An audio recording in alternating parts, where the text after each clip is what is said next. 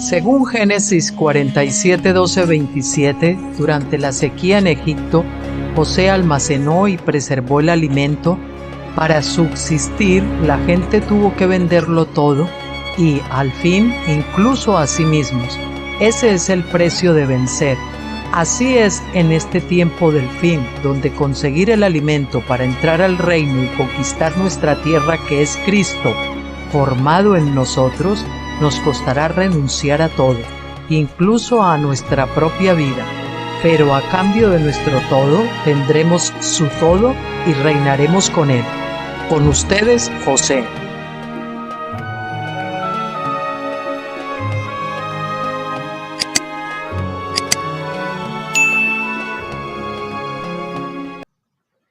Hola, muy buenas tardes, queridos amigos y hermanos, ¿cómo están?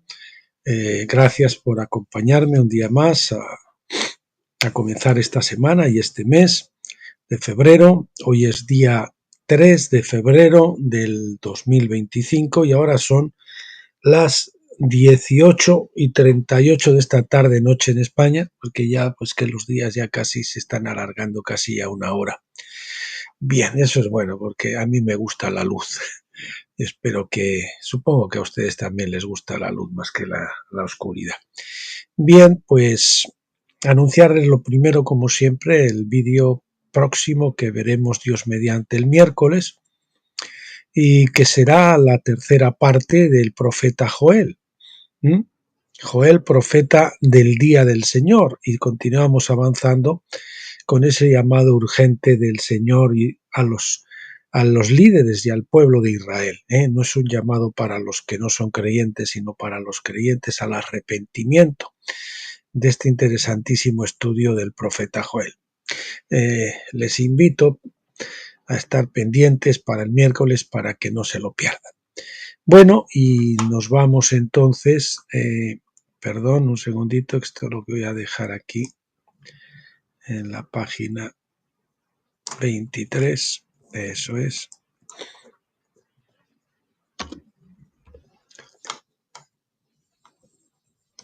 Y ahora nos vamos entonces a lo que teníamos previsto para hoy, que es del libro de Deuteronomio, Segunda Ley, Discurso 2, del doctor Stephen Jones. Vamos a ver el capítulo 9 y el capítulo 10. Y bueno, y después de este, el que tocaría para el miércoles será el de principios básicos de la escritura, pero como vamos a ver eso de Joel, pues ese quedará para el viernes. Bien, capítulo 9 de Deuteronomio, tomo 2, ¿qué debe enseñar a sus hijos? Deuteronomio 6, del 20 al 23 dice: Cuando tu hijo te pregunte el día de mañana diciendo, ¿qué significan los testimonios y los estatutos y los juicios que el Señor te ha mandado? Entonces dirás a tu hijo: nosotros éramos esclavos de Faraón en Egipto, y el Señor nos sacó de Egipto con mano fuerte. Por otra parte, el Señor nos mostró grandes y temibles señales y maravillosas delante de nuestros ojos contra Egipto, Faraón y toda su casa, y nos sacó de allá para traernos, para darnos la tierra que juró a nuestros padres. Bien, vamos a ver un segundito que yo haga aquí esta jugadita. Bueno, correcto. Aquí quedó también esta pendiente. Vamos a ver. Siempre hay alguna cosilla que se pasa. Bueno. Antes de responder a la pregunta sobre el significado de estas leyes, los niños son primero advertidos del derecho de Dios de dar la ley y esperar obediencia. El derecho de Dios es establecido por la ley de la redención. Dios redimió a Israel de la esclavitud egipcia y así Israel cambió de amo de acuerdo a la ley de Levítico 25:53. De la ley de Levítico 53. Levítico 25:53. En otras palabras, Israel era un esclavo comprado, así como los cristianos han sido comprados por la sangre de Jesucristo, y se espera que sean obedientes a su nuevo amo, como nos dice Romanos 6:18. El versículo 23 dice, Él nos sacó con el fin de traernos. Sacarlos de Egipto no era el objetivo, tampoco nuestra justificación es el objetivo de la fe, que nos sacó de una mayor vamos a ver, que eso está incorrecto. Tampoco nuestra justificación es el objetivo de la fe, que nos sacó de una mayor casa de servidumbre. La justificación es un medio para un fin, es el comienzo de nuestro viaje, es simplemente el engendramiento que va continuado con la gestación y después con el nacimiento. Pascua, Pentecostés, tabernáculos. Engendramiento, gestación, nacimiento. La justificación nos saca afuera, pero tabernáculos nos mete en. Nos mete en Cristo, digamos, o en el Señor plenamente. La justificación nos saca afuera ¿de qué? De Egipto. El ínterin es el desierto donde aprendemos la obediencia en el medio, es decir, el ínterin lógicamente es en el medio, la fiesta de Pentecostés. Aprender obediencia a través de Pentecostés, siguiente epígrafe. Antes de que Dios pueda llevarnos a la herencia prometida, primero debe enseñarnos obediencia. Sin la obediencia que se aprende a través de la fiesta de Pentecostés, no tendríamos suficiente fe para entrar en la tierra prometida en la fiesta de tabernáculos. La obediencia, a mí me gusta traducirlo siempre como, el amor, ¿no? El amor, ¿no? Muchas veces no la obediencia. El amor me gusta traducirlo a mí como obediencia, porque el que no obedece en realidad no ama. De hecho, en Juan, creo que es en los capítulos 14, 15, la oración sacerdotal, ahí se equipara, vosotros me amáis si obedecéis mis mandamientos. Por tanto, se equipara la obediencia a amar. Y permanecer, también se equipara a permanecer, se equipara con amar y amar con obediencia. Bueno, el orden que le quieran dar ustedes. Además, no tendría mucho sentido la concesión de la inmortalidad a los hombres a través de la fiesta de tabernáculos si la ley no fuera escrita primero en sus corazones, porque seríamos inmortalizados imperfectos, ¿no? ¿Por qué Dios crearía una clase de pecadores inmortales?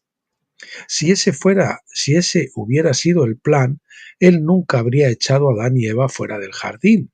Les habría dicho que fueran rápido a comer del árbol de la vida para que pudieran recuperar la inmortalidad. Pero vemos que separó a Adán y Eva del árbol de la vida y puso querubines para guardar la entrada con una espada de fuego. Génesis 3:24, que si quieren es equiparable a la ley de fuego. Cuando uno ya no tiene nada que quemar, pues la espada de fuego no le impide regresar al paraíso, ¿verdad? Esa espada de fuego es la ley de fuego de Deuteronomio 33:2. Vamos a ver. Repetimos, esa espada de fuego es la ley de fuego de Deuteronomio 33:2. La ley no permite que los pecadores entren en el paraíso de la inmortalidad. Para recuperar esta herencia hay que calificar a los ojos de la ley. Calificamos solamente porque Jesucristo pagó la pena de la ley por nuestro pecado. Pero, por lo tanto, cuando somos justificados por la fe, el mismo Dios requiere obediencia y no la mera fe justificadora antes de ponernos en. Los que se quedan sin ley, es decir, los inicuos, los anárquicos, los que se quedan sin ley en esta vida no heredarán la primera resurrección. Apocalipsis 20, 4 al 6. Apocalipsis 20 del 4 al 6. Perdón que esto lo estoy poniendo siempre con negrita y aquí se me pasó. Vamos a ver. Bien, repetimos. Los que se quedan sin ley en esta vida no heredarán la primera resurrección de Apocalipsis 24 al 6. Jesús dejó esto claro en Mateo 7:23 diciendo: apartaos de mí, hacedores de maldad. Ellos serán rechazados de la misma manera que los israelitas fueron rechazados en la frontera cuando demostraron no tener fe suficiente. Números 14:30. Tendrán que esperar a la segunda oportunidad en la resurrección general, Apocalipsis 20, del 11 al 3, 1000 años más tarde. Los 1000 años son paralelos a los 38 y medio años de Israel de tiempo de desierto extra. O sea, los 1000 años sería se pueden comparar un tipo de los 38 y medio años, o los 38 y medio años serían más bien un tipo de los 1000 años de tiempo extra en el desierto, donde aprendieron la obediencia. Y todos los que no califican como vencedores, pues van a tener que permanecer un tiempo extra de desierto de 1000 años, hasta la resurrección general.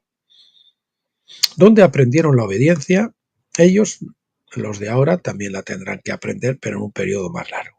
La esperanza de vida se incrementará durante esos 1000 años. Isaías 65:20, pero sin embargo morirán como los mortales para que puedan ser levantados de entre los muertos en la resurrección general junto con el resto de la humanidad. Jesús habló de esto en Juan 5:28 y 29.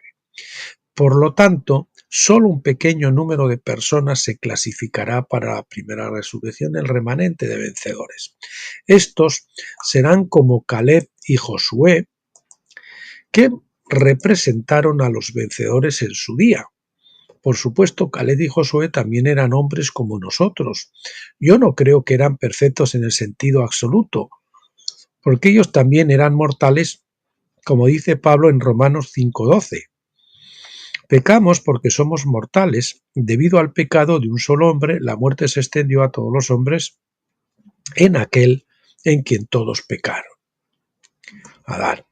Así que un vencedor no es el que es perfecto. Importante, un vencedor no es el que es perfecto, sino uno que está permitiendo que Pentecostés tenga su efecto en su vida. Es decir, es obediente, es obediente a la dirección del Espíritu y permite que el Espíritu escriba la ley en su corazón. De una forma u otra, Dios llevará a la Iglesia a la tierra prometida, porque ese era su propósito para nosotros, sacándonos de la casa de servidumbre en la Pascua. La desobediencia de Israel estableció un patrón de retraso para la Iglesia en el desierto, como nos dice Hechos 7:38. Somos llamados la Iglesia en el desierto. Y fueron llamados en Hechos la Iglesia en el desierto. Y nosotros también estamos pasando el desierto en Pentecostés. Y ese mismo retraso se ha producido por la misma razón en la Iglesia del Nuevo Testamento. La Escritura nos enseña dos cosas muy claramente. Uno, Dios llevará a la Iglesia a la promesa de fe, pero dos, Dios no va a permitir que la Iglesia herede la promesa sin antes aprender la obediencia. Mírese a sí mismo y pregúntese, ¿yo estoy perfeccionado? ¿He madurado? ¿Realmente soy un vencedor? ¿O estoy opositando? ¿Estoy aspirando a ser un vencedor? Si usted puede contestar esa pregunta y decir, bien, cree que puede heredar las promesas en esas condiciones, bien. Pero si miramos, ¿verdad? Y somos sinceros, si miramos a la condición de la Iglesia en general, pues vemos que la mayoría pues no van a entrar. Esperemos que nosotros sí. Bueno, repito, la Escritura nos enseña dos cosas muy claramente. Dios llevará a la Iglesia a la promesa de fe. Le cueste el tiempo que le cueste. No, el Señor no está limitado, decimos, solo a este tiempo aquí, en esta era, en esta edad. Y segundo, Dios no va a permitir que la Iglesia herede la promesa sin antes aprender la obediencia. Recordemos, permanecer es obedecer y obedecer es amar. Y lo contrario son paparruchas. El propósito de Pentecostés es enseñar la obediencia, así como el propósito de la Pascua era crear la propia Iglesia por la fe en la sangre del Cordero. Pentecostés es, por lo tanto, obligatorio porque está en medio de la Pascua y tabernáculos. ¿De acuerdo?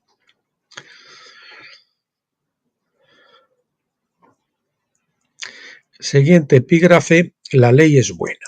Moisés continúa en Deuteronomio 6, versículos 24 y 25 diciendo: así que el Señor nos manda observar todos estos estatutos y que temamos a Yahvé, nuestro Dios, para que nos vaya bien y para nuestra supervivencia. La palabra ahí es Jaiá, que quiere decir vivir, como lo es hoy. Habrá justicia para nosotros si somos cuidadosos de observar todos estos mandamientos delante de Yahvé nuestro Dios, como Él nos ha mandado.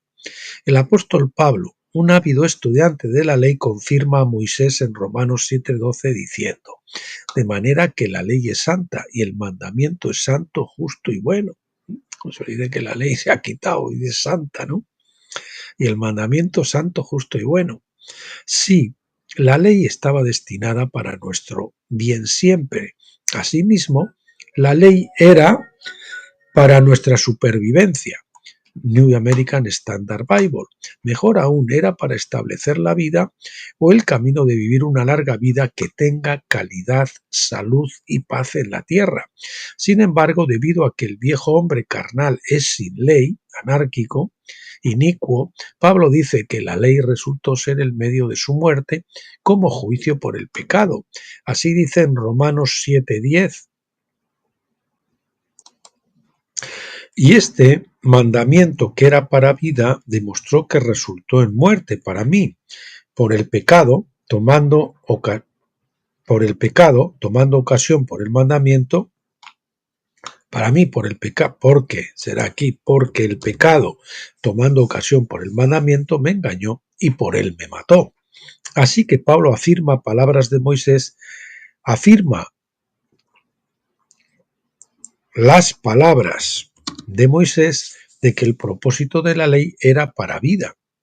Pero en la práctica esa misma ley justa no podía absolver al culpable. Por esta razón la ley solo podía condenar al viejo hombre a muerte. Por lo tanto, solo hay una manera de obtener la vida y es a través de Cristo, quien pagó la pena completa requerida por la ley. La fe en Él es la única fuente de la vida o la inmortalidad. Siguiente epígrafe: ¿Pablo echa fuera a Moisés? Vamos a ver, ¿Pablo realmente echa fuera a Moisés o no? Creemos que no, ¿verdad? Pablo no echa fuera a Moisés como muchos de los creyentes judíos reclaman. Hechos 21:21. Pablo afirmó las palabras de Moisés, pero las aplicó según el nuevo pacto. El conflicto entre Pablo y los judaizantes había terminado los cambios que necesariamente tuvieron que hacerse bajo el nuevo pacto. Esos cambios están completamente detallados en el libro de Hebreos.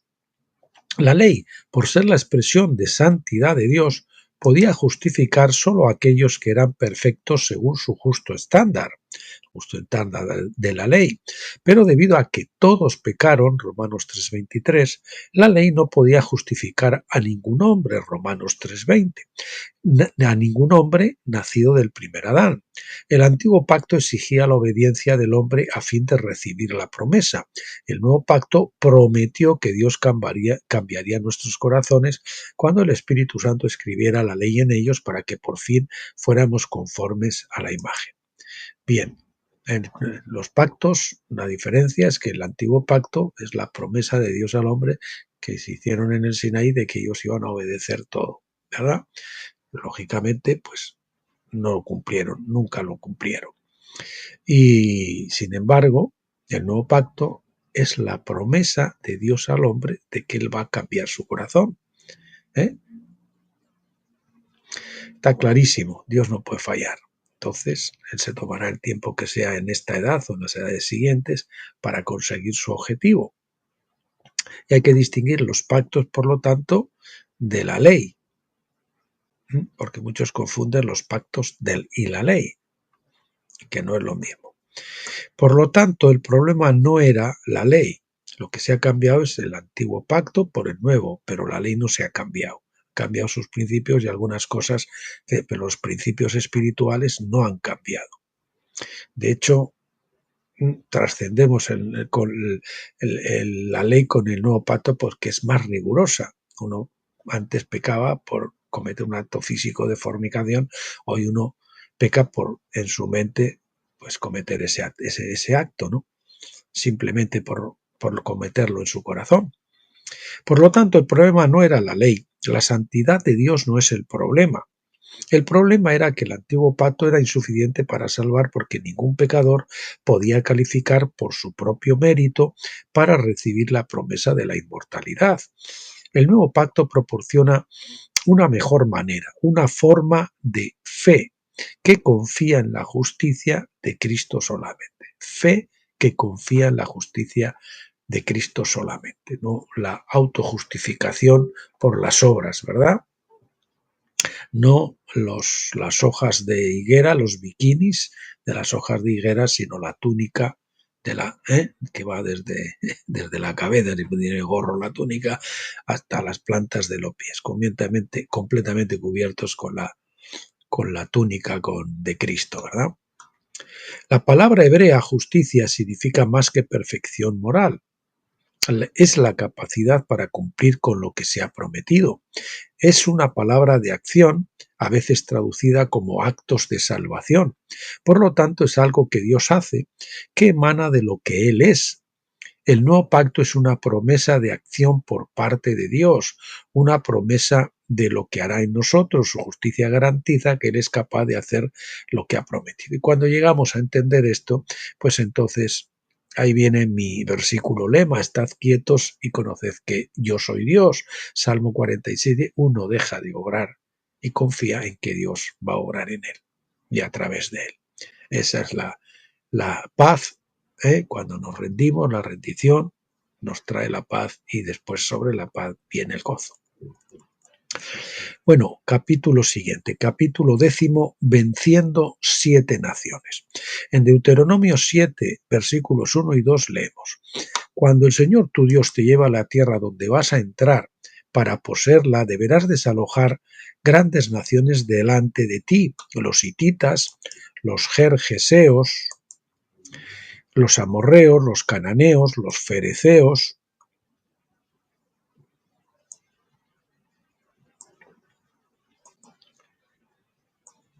madre mía, los fereceos, los heveos y los jebuseos. Repito, 7 naciones delante de ti: los hititas, los gergeseos, los amorreos, los cananeos, los fereceos, los heveos y los jebuseos. 7 naciones mayores y más fuertes que tú, que vamos a ver en este capítulo qué significado tienen esos nombres en cuanto a la salvación aplicada a nosotros, ¿verdad?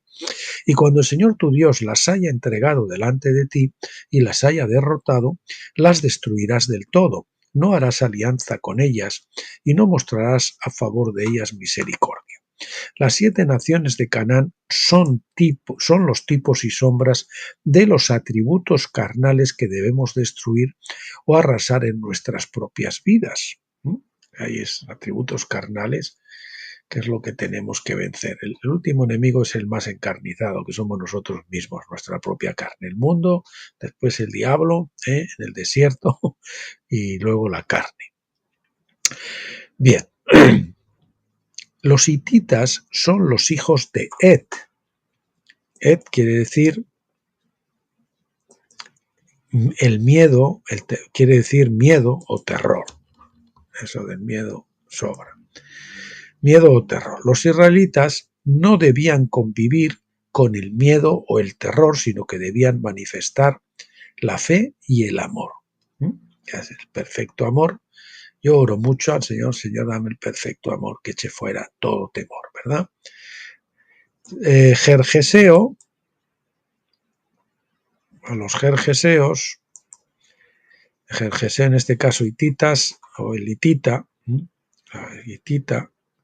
los gergeseos significa morador, o gergeseo significa morador en el suelo de arcilla, en suelo de arcilla. La arcilla representa el primer Adán, representa al primer Adán, porque Dios actuó como un alfarero, así como nosotros somos el barro. Esdras 45:9. El Israel carnal también era el barro en la mano del alfarero, como vemos en Jeremías, ¿verdad? 18:6. Para los vencedores, los gergeseos en el nuevo pacto tienen importancia en que hemos de dar muerte al viejo hombre, y levantarnos como el hombre de la nueva creación a través del último Adán, es decir, de Jesucristo, ¿verdad?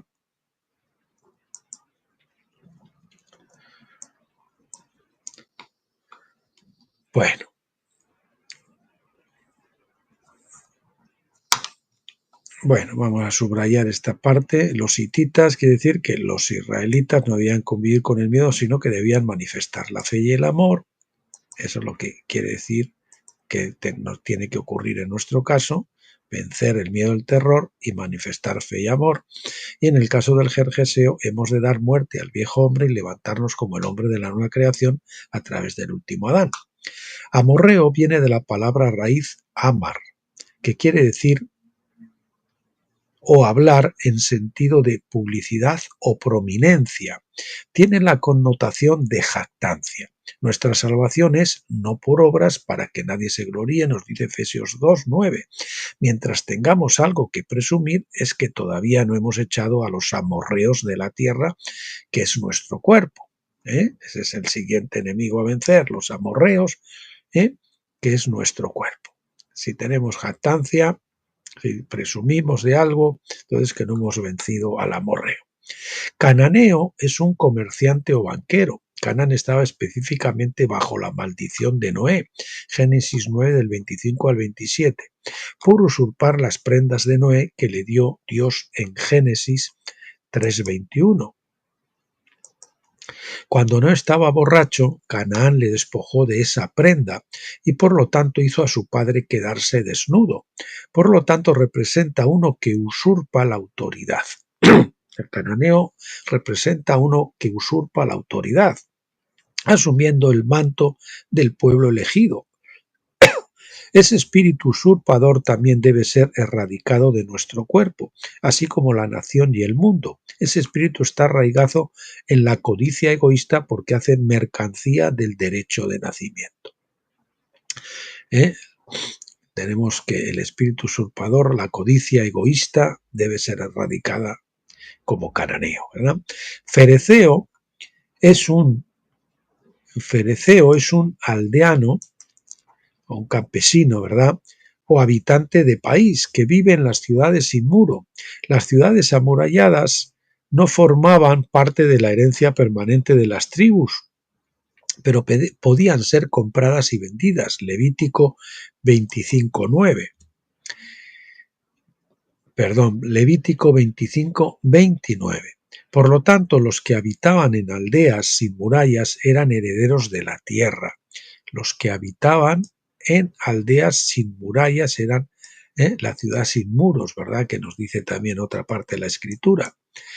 Sin embargo, los fereceos representan gente carnal que heredan la tierra hasta el momento en que los vencedores reciben la herencia. Hasta el momento en que los vencedores reciben su herencia. El hebeo viene de la palabra chabab, acabado en H, o chabaj, chabaj. Viene de chabad, C-H-A-V-A-H, que quiere decir vida, lo que implica ser un dador de vida, o tal vez solo un lugar para vivir. Su nombre hace la afirmación de que ellos son la fuente de la vida, inmortalidad en lugar de Dios. La idea de que el hombre puede alcanzar la inmortalidad por su propio esfuerzo carnal debe ser erradicada de nuestras mentes. Por eso tenemos que cesar en nuestras obras de la carne y quedarnos quietos y dejar que Dios haga las obras. Nosotros lo que hacemos es seguirle por donde Él quiera que vaya. Pero no iniciamos nada. Esa palabra iniciativa es crucial. No debemos iniciar nada. Es el Señor que inicia las cosas y nosotros vamos detrás de él. Jebuseo es un nombre de Jebús, que era y es el nombre antiguo de Jerusalén. Recordemos que David compró la era de Ornán, el Jebuseo, o Arauna, la era de Arauna o Ornán el Jebuseo, que más tarde se convirtió en el sitio del templo de Salomón, segundo de Samuel 24:24, primero de Crónicas 21:18. Melquisedec había sido el fundador original y rey de Jerusalén, Génesis 14:18, pero más tarde, mientras los israelitas estaban en Egipto, sus sucesores ya habían usurpado el trono o simplemente degeneraron en rebelión contra Dios. Así que cuando los israelitas regresaron a Canaán bajo Josué, encontramos a Adonisedec gobernando Jerusalén. Josué 10:1. Adonisedec significa Señor de justicia, así como Melquisedec significa Rey de justicia. Estos títulos son sinónimos en referencias históricas. Adonisedec entonces representa un usurpador de la ciudad de la paz, o la ciudad de paz, Salem, quien no está en acuerdo con el plan divino y no está dispuesto a someterse a Josué. Es lo que representa Adonisedec. A Josué, Yaxúa o Jesús. Yaxúa o Jesús. En este contexto, Jebús es la antigua ciudad, es la antigua Jerusalén, gobernada por la carne y en lucha contra Jesucristo. Cuando David finalmente conquistó Jebús, segundo de Samuel 5:7, se cambió el nombre a Jerusalén, ciudad de la paz, por lo que es un tipo de la Nueva Jerusalén. Por supuesto, en los últimos años Jerusalén se convirtió en la ciudad de sangre o ciudad sanguinaria que vemos en Ezequiel 24:6.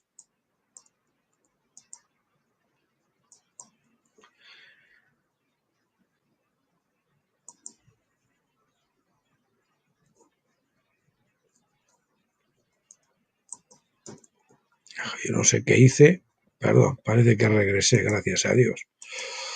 No sabía qué he hecho y borré un montón de cosas sin querer. Bueno. Decía, Jerusalén se convirtió, en lugar de en la ciudad de paz, en la ciudad de sangres o sanguinaria. Cuando los reyes rebeldes usurparon la autoridad de Cristo sobre la ciudad, jugaron el papel de del Adonisedec anterior que había resistido al gobierno de Josué. Esto hizo que la presencia de Dios saliera de la vieja Jerusalén, Ezequiel 11:23, así como se había marchado para siempre de Silo, Jeremías 7:11-14. Sabiendo estas cosas, vemos que el mandamiento de Dios contra los jebuseos nos instruye a que no hay que nos instruye de que no hay lugar para la vieja Jerusalén, que está llena de sangre, violencia y pensamiento carnal, y está en rebelión abierta contra el Rey Jesús. Que nos lo digan ahora que lo estamos viendo con el genocidio en Gaza, ¿verdad? Bien, pues los que están poniendo la mira en esta vieja Jerusalén, pues están a punto, como dice Pablo en Gálatas, de ser expulsados junto con Agar, la esclava, ¿verdad? Debemos mirar a la Nueva Jerusalén, porque es la ciudad donde ahora ha optado por colocar su nombre. La Nueva Jerusalén es nosotros. El Señor no va a colocar ya es más su nombre en un templo físico, ni en una ciudad física. La verdadera ciudad, por supuesto, no es de casas, paredes y calles. Sí, paredes, vamos a poner muros mejor, muros y calles, sino de personas, porque Él ha puesto su nombre en sus frentes. Apocalipsis 22:4. Somos la morada de Dios, un templo hecho de piedras vivas y la ciudad del Dios vivo, la Jerusalén celestial, como nos dice Hebreos 12:22. El nombre de la ciudad se coloca en la frente a los vencedores, Apocalipsis 3:12, identificándolos como la misma, como la ciudad misma. Siguiente epígrafe, venciendo por el nuevo pacto. La orden de erradicar las 7 naciones bajo el antiguo pacto encuentra una aplicación muy diferente bajo el nuevo pacto. Debido a que el antiguo pacto ya no está en vigor a causa de violación de sus términos por Israel, a causa de la violación de sus términos por Israel, Hebreos 8 del 8 al 13, y ya no es un comportamiento aceptable participar en el genocidio literal de otras naciones. Eso era el viejo pacto.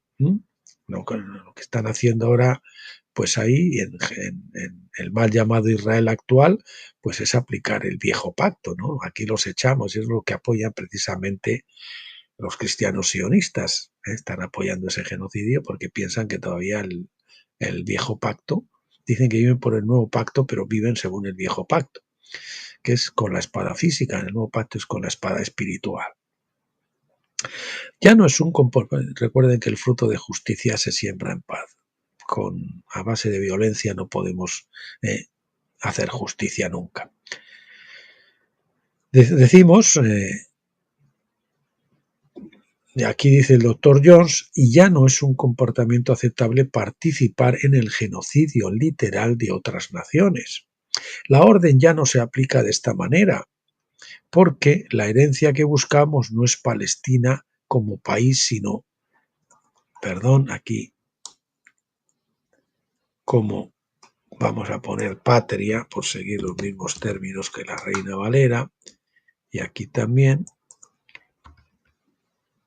patria. La orden ya no se aplica, sería el mandamiento, ¿eh? El mandamiento, la orden ya no se aplica de esta manera porque la herencia que buscamos no es Palestina como patria, sino la patria mejor, Hebreos 11:16, que Abraham buscó.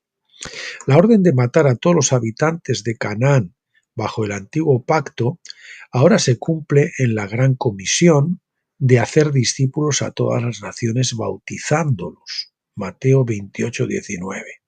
El bautismo es una forma de muerte y resurrección, Romanos 6:4, cuando el viejo hombre es muerto y enterrado y luego el hombre nuevo se levanta en novedad de vida. El hecho de que los judíos han rechazado a Jesús como el Cristo, de que los judíos hayan rechazado a Jesús como el Cristo y hayan decidido permanecer bajo el antiguo pacto, no les da licencia a matar palestinos.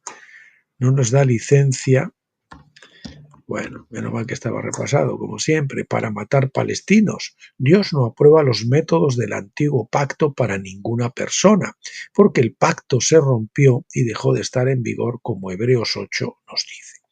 Siguiente epígrafe, métodos del pacto antiguo en América. Métodos del antiguo pacto en América. Eso es lo que usaron al conquistar a los indios y todo esto, ¿verdad? Tampoco era aplicable el método del antiguo pacto de tomar Canaán cuando los europeos llegaron a América. Estas personas, entre comillas, cristianas, deberían haber entendido esto. Algunos lo hicieron, pero muchos no lo hicieron. También en el caso de la esclavitud. Como resultado, rompieron regularmente tratados, es decir, pactos que habían firmado con los indios y luego los violaban. Y a menudo participaron en guerras de exterminio, genocidios, ¿verdad? Deberían haber llegado a cumplir la gran comisión habiéndoles manifestado la vida de Cristo. Por desgracia, la Iglesia en América repitió el patrón del rey Saúl, que ilegalmente persiguió a los gabaonitas después de que Josué había hecho un tratado con ellos, segundo de Samuel 21. En ese caso, Dios trajo una hambruna de 3 años a Israel como juicio sobre la nación por las acciones celosas pero ilegales de Saúl. Hoy en día esto se está cumpliendo por el hambre de oír la palabra, Amós 8:11. Tienen en la introducción en la entradilla de todos los vídeos, ¿verdad? De este canal, Amós 8:11, y estamos sufriendo una falta de comprensión bíblica. Esa hambruna que vino como consecuencia del pecado de Saúl, hoy en la iglesia del desierto estamos teniendo pues una hambre parecida, o sea, el tipo fue la de Saúl, y el antitipo es la hambruna de oír la palabra de Dios en estos tiempos, ¿verdad? y estamos sufriendo una falta de comprensión bíblica. Siguiente epígrafe: juicio divino. Los cristianos, entre comillas, otra vez conquistaron el nuevo mundo por la inmigración. Así que cuando Dios cerró los oídos de la gente, la situación se invirtió de acuerdo con el principio de ojo por ojo, Éxodo 21-24. Por lo tanto, América fue conquistada hace un siglo por judíos inmigrantes, entre los cuales estaban los agentes que tomaron las riendas del gobierno a través del sistema bancario. Luego, con el fin de diluir la cultura cristiana, indujeron a la clase política a permitir que los no cristianos fluyeran libremente al país desde todo el mundo. Esta fue la decristianización de América. ¿Le suena algo a lo que estamos viviendo hoy con la inmigración ilegal en Europa y en Estados Unidos, etcétera? La idea era multiplicar el voto no cristiano y luego girar la nación a una democracia secular, por la que sería prácticamente imposible retener el inicial estatus de nación cristiana. En Estados Unidos todavía queda algo, pero en Europa ha desaparecido completamente, ¿verdad? De cristianos, aquí más bien ateos todos. Del mismo modo, cuando nosotros como individuos hacemos compromisos con la carne en nuestro carácter, nos resulta cada vez más difícil llamarnos cristianos. Si somos el nombre del Señor es blasfemado entre los incrédulos, entre los gentiles, por causa de cristianos así, ¿no? Sin embargo, nuestro tiempo de juicio prácticamente ha terminado. Por lo que creo, dice el Dr. Dios, que nos encontramos en el punto crítico de la edad anterior. Esperamos el derramamiento prometido del Espíritu Santo que lo cambiará todo. Ni Trump ni nadie, ¿verdad? Ningún partido político va a arreglar esta situación. Solo un derramamiento tan poderoso como el que esperamos, que va a ser el más fuerte de la historia y el último, es el que puede cambiar los corazones para que esos corazones cambien, hagan constituciones de naciones que estén enraizadas en la palabra de Dios completamente. Bueno, mis queridos amigos y hermanos, próximo día que veamos, que abordemos este libro de Deuteronomio, que me parece que ya será la semana siguiente, pues veremos el capítulo 11, Pacto con los incrédulos, y el capítulo siguiente, vamos a ver, 45.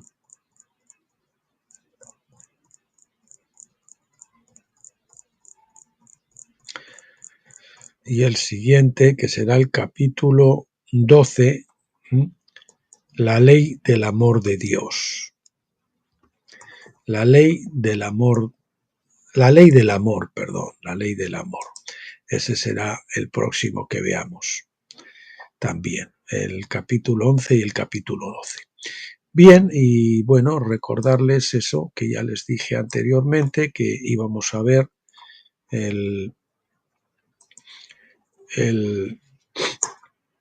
lo diré, el profeta Joel, Joel, profeta del día del Señor, veremos el próximo día como nos anunciábamos en la introducción.